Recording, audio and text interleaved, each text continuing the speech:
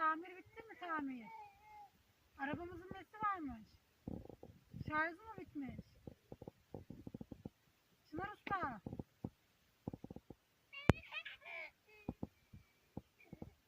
Bitmemiş. Şarjı bitmemiş. Yapıyor bak, Çınar Usta yapıyor.